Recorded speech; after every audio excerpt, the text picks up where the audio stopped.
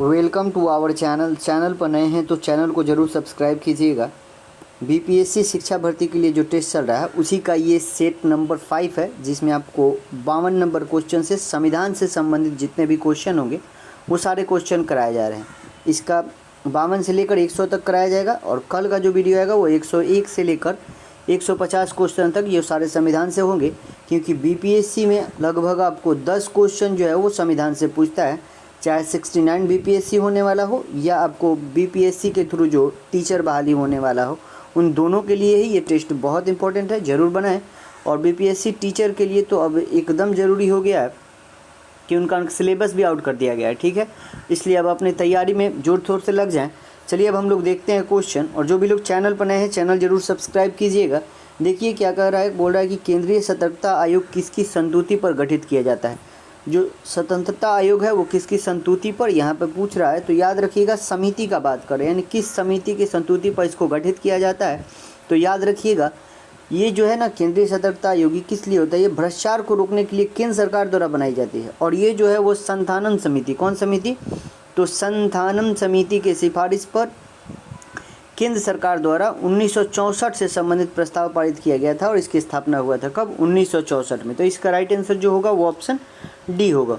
अगला क्वेश्चन क्या दिया हुआ है कि जनता दल सरकार द्वारा 1975 में आपातकाल की परिस्थितियों की जांच करने के लिए निम्नलिखित में से किस आयोग की नियुक्ति की गई थी। जनता दल की सरकार बना था, बोला है कि जो 1975 में आपातकाल की परिस्थिति को जाँच करने के लिए किस आयोग की नियुक्त किया गया था वही पूछ रहा है। तो याद रखिएगा शाह आयोग। कौन सा आयोग बाबू, शाह आयोग। राइट आंसर जो होगा वो ऑप्शन क्या होगा, ऑप्शन बी हो जाएगा। जनता दल की जो सरकार बनी थी उसी ने जो आपातकाल 1975 में हुआ था, इन्हीं परिस्थितियों के जांच के लिए शाह आयोग की स्थापना किया था। तो राइट आंसर जो होगा ऑप्शन बी होगा, ठीक है। और जो शाह आयोग था, आयोग ने अपना प्रशिक्षण में आपातकाल की घोषणा को उचित नहीं माना था, ठीक है। अगला क्वेश्चन देखते हैं कि 10वीं सूची के तहत निर्भरता के मामले का निपटारा निम्नलिखित में से कौन करता है। 10वीं जो सूची है उसी के तहत निर्भरता के मामले के निपटारा बोल रहा है कि कौन करता है। याद रखिएगा जो सदन का सभापति होता है, यानी सदन का अध्यक्ष, अगर लोकसभा का हो जाएगा तो लोकसभा स्पीकर, राज्यसभा में होगा तो सभापति। तो इसका राइट आंसर जो होगा वो ऑप्शन क्या होगा, ऑप्शन सी होगा। क्या होगा, option C is right answer. अगला क्वेश्चन हम लोग देखते हैं। अगला क्वेश्चन है कि भारत में निर्वाचन के संदर्भ में वीवीपैट का सही पूरा शब्द रूप निम्नलिखित में से कौन सा, यानी वीवीपैट का फुल फॉर्म पूछ रहा है। तो याद रखिएगा वीवीपैट का फुल फॉर्म जो होता है voter verifiable paper audit trial होता है। क्या होता है बाबू, तो voter verifiable paper audit trial. तो राइट आंसर कौन सा हो जाएगा, राइट आंसर जो हो जाएगा वो ऑप्शन सी हो जाएगा। वीवीपैट का सर्वप्रथम इसका प्रयोग जो है 2013 में, कब, 2013 में जो है नोक्सेन विधानसभा क्षेत्र जो नागालैंड में किया गया था, ठीक है। तो इसका राइट आंसर कौन है बाबू, ऑप्शन सी हो जाएगा। क्या हो जाएगा, option C is right answer. अगला क्वेश्चन हम लोग देखते हैं कि लोकपाल संस्था के सृजन की अनुशंसा सर्वप्रथम किसके द्वारा की गई। किसके बारे में है, लोकपाल संस्था का सृजन की अनुशंसा सर्वप्रथम किसके द्वारा की गई थी, ये क्वेश्चन पूछ रहा है। और याद रखिएगा ये प्रशासनिक सुधार आयोग के द्वारा, किसके द्वारा बाबू, प्रशासनिक सुधार आयोग 1966 से 67 के सिफारिश पर किया गया था। तो इसका राइट आंसर जो होगा वो ऑप्शन डी होगा। अगला क्वेश्चन है कि यह सिद्धांत की भारत के संविधान की एक मूल्य संरचना अथवा आकृति है जिसे संशोधन नहीं किया जा सकता है, निम्नलिखित में से किस निर्णय की अधिक कथित है। बहुत अच्छा क्वेश्चन है। जो भारतीय संविधान है उसका मूल संरचना में कोई आप मतलब उसका कोई संशोधन मूल संरचना में नहीं कर सकते हैं, उसकी आकृति में, ठीक है। बोल रहा है कि ये निम्नलिखित में से यह निर्णय किस अधिकथित में कहा गया था। तो याद रखिएगा ये आपको केशवानंद भारती मामला बनाम केरल राज्य का हुआ था जो 1973 में, उसी में बोला गया था, ठीक है। तो इसका राइट आंसर क्या होगा, इसका राइट आंसर जो हो जाएगा वो ऑप्शन सी हो जाएगा। 1973 में केशवानंद भारती बनाम केरल राज्य के मामले में सर्वोच्च न्यायालय जो है वो 13 न्यायाधीश का पीठ ने अपने संवैधानिक रूप में संशोधन करते हुए कहा था कि संविधान के अधिकार पर एकमात्र प्रतिबंध यह है कि इसके माध्यम से संविधान का मूल ढांचे को क्षति नहीं पहुंचाई जा सकती, मूल ढांचा में कोई चेंज नहीं किया जा सकता। ये केशवानंद भारती मामला में बोला गया था। अगला क्वेश्चन देखते हैं कि निम्नलिखित में से भारत में नागरिकता निर्धारण का विशिष्ट अधिकार किसे प्राप्त है। तो नागरिकता निर्धारण का विशिष्ट अधिकार किसे प्राप्त है, तो याद रखिएगा इसका जो राइट आंसर जो होगा वो ऑप्शन ई होगा। और ऑप्शन ई क्यों होगा? क्यों? क्योंकि आपको संसद को इसका अधिकार है। किसका है बाबू? संसद को है। और आपको नागरिकता से संबंधित जो भी है वो भाग 2 में दिया गया है, अनुच्छेद 5 से 11 तक नागरिकता से संबंधित है, ठीक है। और भारत में जो है एकल नागरिकता है जो ब्रिटेन के संविधान से हम लोग लिए हैं। और अनुच्छेद 11 में ही कहा गया है कि संसद को नागरिकता से संबंधित कानून बनाने की शक्ति दी गई है। तो यहाँ पे लोकसभा दिया है तो लोकसभा नहीं होगा, संसद के अंदर लोकसभा और राज्यसभा दोनों आता है इसलिए, ठीक है। तो इसका राइट आंसर ऑप्शन ई होगा। क्या होगा? ऑप्शन ई, संसद होगा। अगला क्वेश्चन है कि भारतीय संविधान द्वारा प्रदत्त निम्न में से कौन सा अधिकार गैर नागरिकों को भी उपलब्ध है? गैर नागरिकों को भी उपलब्ध है ये बोल रहा है। अभिव्यक्ति की स्वतंत्रता गैर नागरिकों को नहीं है। देश के किसी भाग में घूमने और बसने का अधिकार ये अपने देश वालों के लिए ही। संपत्ति अर्जित करनी ये भी अपने देश। संवैधानिक निराकरण का अधिकार ये दोनों को मिला है, ठीक है। तो राइट आंसर कौन सा हो जाएगा? ऑप्शन डी हो जाएगा। भारतीय संविधान द्वारा प्रदत्त संवैधानिक का निराकरण यानी संवैधानिक उपचार का अधिकार जो है वो आर्टिकल 32 यानी गैर नागरिकों को भी प्राप्त है। तो राइट आंसर ऑप्शन डी होगा। अगला क्वेश्चन है कि संविधान का कौन सा अनुच्छेद एक कल्याणकारी राज्य की स्थापना करता है? कल्याणकारी राज्य की स्थापना करता है ये बोल रहा है। किस अनुच्छेद के तहत? तो याद रखिएगा अनुच्छेद 38। कौन सा? अनुच्छेद 38 के अनुसार राज्य जो है लोक कल्याण की अभिवृद्धि का प्रयास करेगा। और यह एक समाजवादी सिद्धांत है। कैसा है बाबू? समाजवादी। तो इसका राइट आंसर क्या होगा? ऑप्शन बी होगा। अगला क्वेश्चन है कि संविधान निम्नलिखित में से किसके शोषण के विरुद्ध अधिकार स्वीकृत करता है? याद रखिएगा किसके विरुद्ध करता है ये दिया। देखो बच्चे के भी, स्त्री और जनजाति और दलितों, यहाँ पे चारों जो ऑप्शन दिया है संविधान इन सब के विरुद्ध जो है अधिकार को स्वीकृति करता है। तो इसका राइट आंसर जो होगा वो ऑप्शन ई होगा। और अनुच्छेद 17 के अंतर्गत ही अस्पृश्यता के अंत यानी छुआछूत के अंत के बारे में बात किया गया है। किसने? आर्टिकल 17 में यानी अनुच्छेद 17 में ये बात कहा गया। तो राइट आंसर ऑप्शन ई होगा, ठीक है। अगला क्वेश्चन है कि भारत के नागरिक को मूल कर्तव्य का विवरण संविधान के किस भाग में दिया गया है? मूल्य कर्तव्य के बारे में बात कर रहे हैं। तो याद रखिएगा मूल्य कर्तव्य के बारे में भाग 4 की क में दिया गया है। अनुच्छेद बोलेगा तो अनुच्छेद 51 का क है। और इसमें इसको आपको कौन सा? तो सरदार स्वर्ण सिंह समिति की अनुशंसा के आधार पर 42वां संविधान संशोधन 1976 द्वारा इसको जोड़ा गया था। तो इसका राइट आंसर ऑप्शन बी होगा। अगला क्वेश्चन है कि भारत के निम्नलिखित राष्ट्रपतियों में कौन ट्रेड यूनियन आंदोलन के संबंध रहा? ट्रेड यूनियन आंदोलन से कौन सा राष्ट्रपति जो है वो संबंधित थे ये क्वेश्चन पूछ रहा है। और याद रखिएगा ये वीवी गिरी थे। कौन थे बाबू? वीवी गिरी जो भारत के चौथे राष्ट्रपति वीवी गिरी थे। उनका कार्यकाल 1969 से लेकर 1974 जो ट्रेड यूनियन आंदोलन से संबंधित थे। ये 2 बार अखिल भारतीय ट्रेड यूनियन कांग्रेस के भी अध्यक्ष रहे थे। तो राइट आंसर कौन सा होगा बाबू? Right answer option E. अगला क्वेश्चन है कि भारत के पूर्व राष्ट्रपति में निम्नलिखित में से कौन बिहार का राज्यपाल रह चुका है? रह चुका है ये पूछ रहा है। यहाँ पे देखिए बिहार का राज्यपाल रह चुका है इसके बारे में बोल रहा है। तो याद रखिएगा इसमें आपको जाकिर हुसैन हो जाएगा। कौन सा? जाकिर हुसैन। तो बिहार का राज्यपाल जाकिर हुसैन रह चुके हैं जो ये 1957 से 1962 तक बिहार के राज्यपाल रहे थे, ठीक है। फिर 62 से लेकर 67 तक भारत के उपराष्ट्रपति भी रहे थे। और इन्होंने 1967 से लेकर 69 तक भारत का राष्ट्रपति भी रहे थे, ठीक है। तो राइट आंसर ऑप्शन सी होगा। अगला क्वेश्चन है कि मंत्रिपरिषद के विरुद्ध अविश्वास प्रस्ताव लाने के लिए लोकसभा के सदस्यों की संख्या होनी चाहिए। जो मंत्रिपरिषद है उसके विरुद्ध जो होता है अविश्वास प्रस्ताव लाया जाता है। बोला है कि उसको लाने के लिए लोकसभा के सदस्यों की संख्या कितनी होनी चाहिए ये क्वेश्चन पूछ रहा है। तो याद रखिएगा लोकसभा की जो होगा वो 50, कितना? कम से कम 50 लोकसभा के जो होंगे सांसद सदस्य उतनी उनकी संख्या होनी चाहिए तब अविश्वास प्रस्ताव लाया जा सकता है। तो राइट आंसर होगा ऑप्शन सी। अगला क्वेश्चन है कि उप प्रधानमंत्री पद का सृजन हुआ है। तो जो उप प्रधानमंत्री का पद है इसका जो सृजन हुआ है वो संविधान के प्रावधानों से हट कर हुआ है। ये एक राजनीतिक लाभ के लिए बनाया जाता है यानी राजनीतिक बाधाओं के कारण संविधान के प्रावधान से हटकर इसका सृजन किया गया है। तो राइट आंसर जो होगा वो ऑप्शन बी होगा यानी उप प्रधानमंत्री के बारे में आपको संविधान में कहीं नहीं कहा गया है, ठीक है। अगला क्वेश्चन हम लोग देखते हैं कि भारत का नियंत्रण एवं महालेखा परीक्षक निम्नलिखित का एक मित्र और मार्गदर्शक होता है। किसका होता है ये क्वेश्चन पूछ रहा है। तो याद रखिएगा ये आपका हो जाएगा लोक लेखा समिति का। क्या? जो CAG होता है बोल रहा है कि वह निम्नलिखित का एक मित्र और मार्गदर्शक होता है यानी जो CAG होता है वो लोक लेखा समिति का ही एक आपको क्या होता है? मित्र होता है। लोक लेखा समिति का कार्यवाही और मध्यस्थता नियंत्रण एवं महालेखा परीक्षक ही करते हैं, ठीक है। और इस प्रकार वे इस समिति के मित्र और मार्गदर्शक कहलाते हैं, ठीक है। तो राइट आंसर ऑप्शन डी होगा। क्या होगा? Option D. अगला क्वेश्चन है कि लोकसभा में प्रत्येक राज्य के लिए स्थानों का आवंटन आधारित है। तो लोकसभा वर्तमान में लोकसभा में प्रत्येक राज्य के लिए स्थानों का आवंटन आधारित है जनगणना। किस जनगणना पर ये क्वेश्चन पूछ रहा है?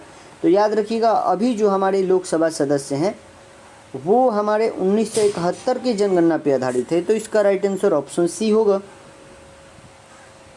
यानी कहने का मतलब ये है, जो हमारे लोकसभा सदस्य होते हैं, लोकसभा जो हैं, जो सांसद होते हैं, उनको जो अभी तक जो मिला है उन 1971 की जनगणना के आधार पर ही उनको चुना जाता है। यानी एक संसद जो होते हैं वो लगभग 10 लाख जनसंख्या पर एक संसद को रहने का अधिकार है।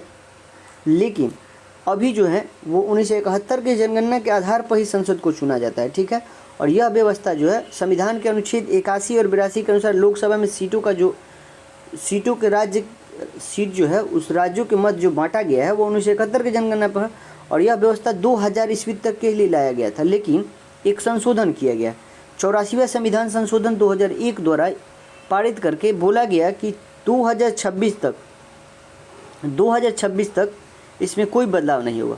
और जब 2026 में बदलाव होगा वो तो 2001 का जो जनगणना हुआ है उसके आधार पर सीटों को बांटा जाएगा। ठीक है, अगला क्वेश्चन हम लोग देखते हैं कि लोकसभा में अनुसूचित जनजाति के लिए निम्न में से किस राज्य में सर्वाधिक आरक्षित सीटें हैं? बहुत अच्छा क्वेश्चन है। तो किस राज्य में है? तो याद रखिएगा मध्य प्रदेश में है। कहाँ पे है? मध्य प्रदेश। राइट आंसर जो हो जाएगा वो ऑप्शन कौन सा होगा? ऑप्शन आपको सी होगा। क्या होगा? Option C. अगला क्वेश्चन हम लोग देखते हैं कि 2008 के जो परिसीमन के बाद देश के सभी राज्यों में लोकसभा में एसटी के लिए सर्वाधिक आरक्षण सीट कहाँ पे है? मध्य प्रदेश में दिया गया है। अगला क्वेश्चन हम लोग देखते हैं, संविधान का कौन सा अनुच्छेद यह उपबंध करता है कि मत बराबर होने की दशा में लोकसभा के अध्यक्ष का मत निर्णायक होगा और वह उसका प्रयोग करेगा? यानी किस आर्टिकल के अनुसार जो लोकसभा अध्यक्ष होता है वो अपना मत नहीं देता है, लेकिन जब पक्ष और विपक्ष दोनों का मत बराबर होता है तो जो अध्यक्ष होता है वो निर्णायक वोट डालता है। ठीक है, तो उसके जो मत होता है उसका निर्णायक मत कहलाता है। बोला कि उसका प्रयोग किस आर्टिकल के तहत करता है, ये क्वेश्चन पूछ रहा है। याद रखिएगा आर्टिकल 100 के तहत। कितना?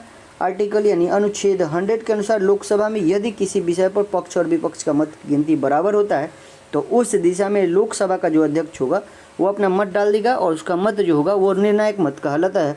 अगला क्वेश्चन है कि निम्नलिखित में से कौन प्रथम जनजातीय लोकसभा अध्यक्ष था? प्रथम जनजातीय लोकसभा अध्यक्ष निम्नलिखित में से कौन थे, ये बोल रहा है। तो याद रखिएगा उनका नाम जो है पी.ए. संगमा है। क्या है? पी.ए. संगमा 1995 में प्रथम जनजातीय केंद्रीय मंत्री बने थे और 1996 में वो लोकसभा के पहले जनजातीय अध्यक्ष बने थे। तो राइट आंसर जो होगा क्या होगा? Option D. अगला क्वेश्चन हम लोग देखते हैं। अगला क्वेश्चन है कि प्रथम अभिनेत्री जो राज्यसभा के लिए नामांकित की गई थी, कौन सी पहली अभिनेत्री थी जो राज्यसभा के लिए चुनी गई थी? तो याद रखिएगा उनका नाम जो है वो नारगिस दत्त है। क्या है बाबू? भारत की प्रथम अभिनेत्री जिन्हें राज्यसभा लिए नामित किया गया था उनका नाम क्या था? नारगिस दत्त। उनका कार्यकाल जो था वो 1980 से 81 तक ही रहा था। ठीक है, अगला क्वेश्चन हम लोग देखते हैं कि भारतीय संविधान का कौन सा अनुच्छेद संसद को राज्य सूची के विषय पर कानून बनाने के लिए शक्ति प्रदान करता है? तो याद रखिएगा ये आर्टिकल 249 के तहत। कितना? आर्टिकल 249 के तहत जो है वो राज्यसभा होता है, संसद को राज्य सूची के विषय में कानून बनाने का अधिकार दिया गया है। जो ये अनुच्छेद 249 के तहत राज्यसभा अपने उपस्थित एवं मत देने वाले सदस्यों का कम से कम कितना? तो 2/3 बहुमत से ऐसे संकल्प पारित करके वो आपको राज्य सूची के विषय में कानून बना सकता है। तो राइट आंसर ऑप्शन डी होगा। अगला क्वेश्चन है कि शून्यकाल संसदीय व्यवस्था का किस देश की देन है? जो शून्यकाल हम लोग के संसद में आता है बोल रहा है कि वो किस देश से लिया गया है? तो याद रखिएगा शून्यकाल जो है वो आपको भारत का ही देन है। तो इसका राइट आंसर क्या होगा? ऑप्शन ए हो जाएगा। जो प्रश्नकाल के तुरंत बाद का जो समय होता है जिसे शून्यकाल माना जाता है। ठीक है, शून्यकाल कहा जाता है क्योंकि यह 12 बजे होता है। ठीक है, और इसे 1962 में भारतीय संसद मामलों में पेश किया गया था और इस अवधि में संसद के सदस्य बिना पूर्व सूचना दिए महत्वपूर्ण मामले उठा सकते हैं। ठीक है, अगला क्वेश्चन हम लोग देखते हैं कि भारत में उच्चतम न्यायालय का उद्घाटन किस तिथि में हुआ था? तो भारत में जो उच्चतम न्यायालय है उसका उद्घाटन तिथि पूछ रहा है। तो याद रखिएगा तिथि 28 जनवरी 1950 हो जाएगा। तो राइट आंसर ऑप्शन बी होगा। अगला क्वेश्चन हम लोग देखते हैं। अगला क्वेश्चन क्या दिया हो कि सर्वोच्च न्यायालय द्वारा आज तक की दूसरी सबसे बड़ी खंडपीठ केस में बनी थी, यानी दूसरा बोल रहा है, दूसरा सबसे बड़ा खंडपीठ का बात कर रहा है। तो याद रखिएगा वो गोलकनाथ जो केस था उसमें था, क्योंकि इसमें 11 न्यायाधीशों का पीठ था। तो राइट आंसर कौन सा हो जाएगा, वो ऑप्शन ए हो जाएगा। और सबसे बड़ा बोलेगा तो आपको केशवानंद भारती था, जिसमें 13 जज थे, 13 जजों का पीठ था।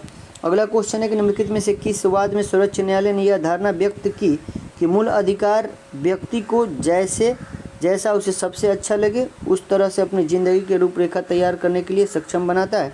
बहुत अच्छा क्वेश्चन है। ये गोलकनाथ बनाम स्टेट ऑफ पंजाब का जो मामला था उसी में ये बोला गया था। तो राइट आंसर ऑप्शन बी होगा। अगला क्वेश्चन है कि न्यायिक पुनर्विलोकन प्रचलित है। न्यायिक पुनर्विलोकन किस देश में प्रचलित है ये बोल रहा है। तो जो न्यायिक पुनर्विलोकन है इसकी चर्चा भारतीय संविधान के अनुच्छेद 13 द्वारा न्यायिक पुनर्विलोकन का प्रावधान किया गया है, जो हम लोग यूएसए के संविधान से लिए हैं। कहाँ से, यूएसए के संविधान से। और किस देश में, तो भारत में और यूएसए में है। कहाँ पे है, भारत और अमेरिका में इसकी प्रचलन है। तो ए और सी इसमें सही है। जब ए सी सही हो जाएगा, दो सही होने के बाद ऑप्शन ई मार दिया जाता है। अगला क्वेश्चन देखते हैं कि भारतीय संविधान के किस अनुच्छेद के तहत सर्वोच्च न्यायालय भारतीय नागरिकों को मौलिक अधिकार की सुरक्षा करता है। बहुत अच्छा क्वेश्चन है।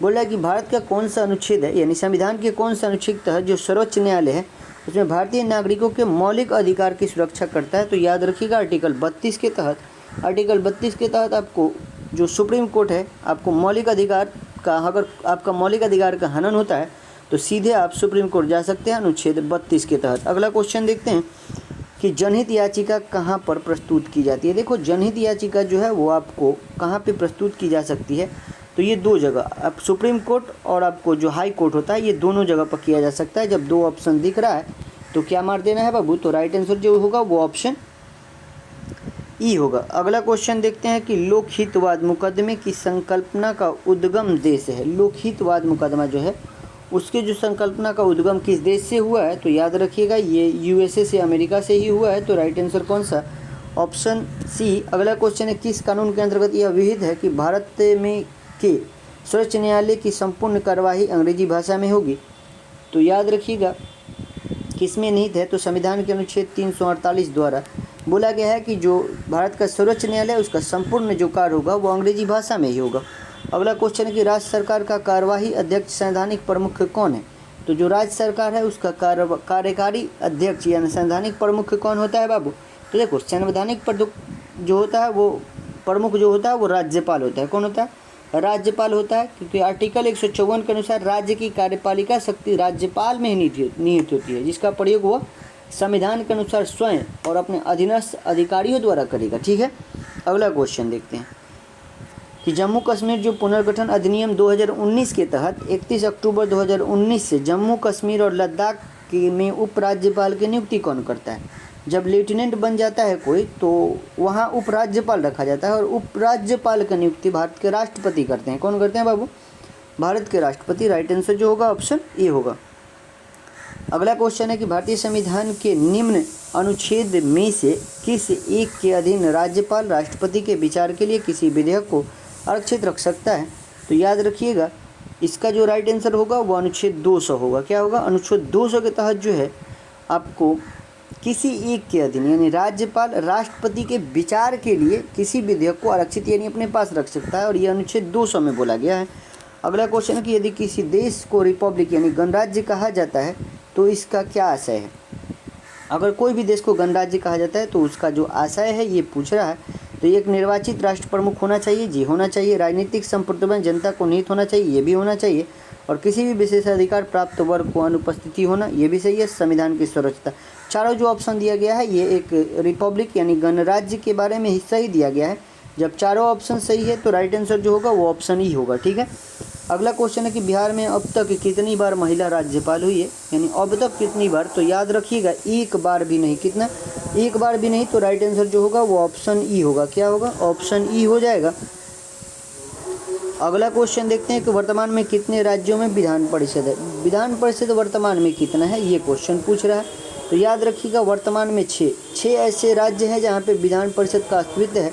पहला है यूपी, दूसरा है बिहार, तीसरा है आपको आंध्र प्रदेश, चौथा आपको तेलंगाना और पांचवा महाराष्ट्र और छठा जो है कर्नाटका। इन 6 राज्य में जो है विधान परिषद अभी है। ठीक है। तो राइट आंसर ऑप्शन बी। अगला क्वेश्चन है कि किस उच्च न्यायालय में निम्न उच्च न्यायालय में से किस उच्च न्यायालय की सबसे अधिक बेंच है, ये बात कर रहा है। सबसे देखो, पहले जो है गुवाहाटी उच्च न्यायालय, उसमें सर्वाधिक 6 बेंच थी, परंतु मार्च 2013 में मणिपुर, मेघालय और त्रिपुरा उच्च न्यायालय के गठन के पश्चात अब 3 बेंच शेष बचा है। कहाँ पे? गुवाहाटी में 3 बचा है, और जो है मुंबई, जो है मुंबई में भी आपको 3, यानी बॉम्बे के हाई कोर्ट और गुवाहाटी 3 बेंच, दोनों जगह 3-3 बेंच है। तो इसका राइट आंसर जो होगा वो ऑप्शन ई हो जाएगा। सर्वाधिक जो है वो 3-3 बेंच ही है, जो गुवाहाटी और बॉम्बे में है। यहाँ पे 2 ऑप्शन दिया हुआ है, ठीक है। अगला क्वेश्चन है कि जिला न्यायाधीश शब्द संविधान के किस अनुच्छेद में आया है? जिला न्यायाधीश का बात कर रहा है, और जिला न्यायाधीश के बारे में अनुच्छेद 233 में बोला गया है। तो राइट आंसर जो होगा वो ऑप्शन डी होगा। अगला क्वेश्चन है कि देश की पहली मोबाइल अदालत की शुरुआत किस स्थान से की गई थी? मोबाइल अदालत देश की पहली बोल रहा है, याद रखिएगा ये आपको पुन्हाना, मेवात, हरियाणा में। तो इसका राइट आंसर ऑप्शन डी होगा, और ये आपको 2007 में, कब? 2007, राइट आंसर ऑप्शन डी होगा। अगला क्वेश्चन है कि भारतीय संविधान के किस भाग में केंद्र राज्य विधायी संबंध दिए गए हैं? अच्छा क्वेश्चन है, तो याद रखिएगा ये आपको अनुच्छेद जो है, अनुच्छेद 11 में ये बात बोला गया है। तो राइट आंसर जो होगा वो ऑप्शन बी हो जाएगा। इसमें केंद्र राज्य विधायी संबंध अनुच्छेद बोलेगा तो अनुच्छेद मार्ग ये भाग था, अनुच्छेद बोलेगा तो 245 से 255 के मध्य ये बारे में बात किया गया है। तो इसका राइट आंसर जो होगा वो ऑप्शन बी होगा। अगला क्वेश्चन है कि क्षेत्रीय परिषदों का सृजन हुआ है। क्षेत्रीय परिषदों का जो सृजन हुआ है इसके बारे में पूछ रहा है। तो ये संसदीय कानून द्वारा, किसके द्वारा बाबू? संसदीय कानून द्वारा। तो इसका राइट आंसर जो होगा वो ऑप्शन क्या होगा? ऑप्शन बी होगा। क्या होगा? Option B. अगला क्वेश्चन है कि केंद्र और राज्यों के बीच वित्तीय विवादों के निपटारा हेतु मुख्य एजेंसी, केंद्र और राज्य है उसके जो बीच जो है वित्तीय यानी पैसा का जो लेन देन है उसके निपटारे के लिए कौन सा है? तो ये सर्वोच्च न्यायालय है। कौन है बाबू? सर्वोच्च न्यायालय है। अगला क्वेश्चन हम लोग देखते हैं। अगला क्वेश्चन जो दिया है कि भारतीय संविधान की अनुच्छेद 356 के अंतर्गत राष्ट्रपति शासन सर्वप्रथम कहाँ लागू किया गया था? तो याद रखिएगा पेप्सू, यानी इसको पंजाब जो अब बोला जाता है पेप्सू में किया गया था। राइट आंसर कौन सा हो जाएगा? वो ऑप्शन सी हो जाएगा। अनुच्छेद 356 के तहत राष्ट्रपति शासन सर्वप्रथम 1951 में तत्कालिक पंजाब, उस समय से पटियाला एवं ईस्ट पंजाब स्टेट यूनियन कहा जाता था, पेप्सू, ठीक है। अगला क्वेश्चन देखते हैं कि किसने कहा था कि राष्ट्रपति का आपातकालीन अधिकार संविधान के साथ धोखा है? किसने कहा था? ये बोल रहा है कि जो राष्ट्रपति का आपातकालीन अधिकार है वो संविधान के साथ धोखा है, और ये बात आपको के.एम. नाम्बियार ने कहा था। कौन? K M. Nambiar. Right answer option C होगा। अगला क्वेश्चन है कि वित्तीय आयोग ने 2021 से 26 की अवधि हेतु अपनी रिपोर्ट राष्ट्रपति को कब सौंपी? कब सौंपी है बाबू? तो याद रखिएगा ये आपको 9 नवंबर 2020 को सौंपी है। तो राइट आंसर ऑप्शन बी ए होगा। अगला क्वेश्चन है कि नीति आयोग का उपाध्यक्ष किसके समकक्ष होता है? तो जो नीति आयोग है उसके जो अध्यक्ष होते हैं वो किसके समकक्ष है? तो कैबिनेट मंत्री के समकक्ष होते हैं। तो राइट आंसर ऑप्शन सी। अगला क्वेश्चन है कि राष्ट्रीय विकास परिषद का मुख्य संबंध, तो राष्ट्रीय विकास परिषद का जो मुख्य संबंध है वो किससे है बाबू? तो पंचवर्षीय योजना के अनुमोदन से। तो राइट आंसर ऑप्शन ए होगा। अगला क्वेश्चन जो आज का अंतिम क्वेश्चन है कि हमारे देश का प्रथम लोकपाल कौन? तो हमारे देश के जो प्रथम लोकपाल हैं वो आपको पिनाकी चंद्र घोष थे। तो राइट आंसर कौन सा? ऑप्शन बी हो जाएगा, ठीक है। आज के लिए इतना ही, मिलते हैं हम आपको अगले वीडियो में। जय हिंद, जय भारत।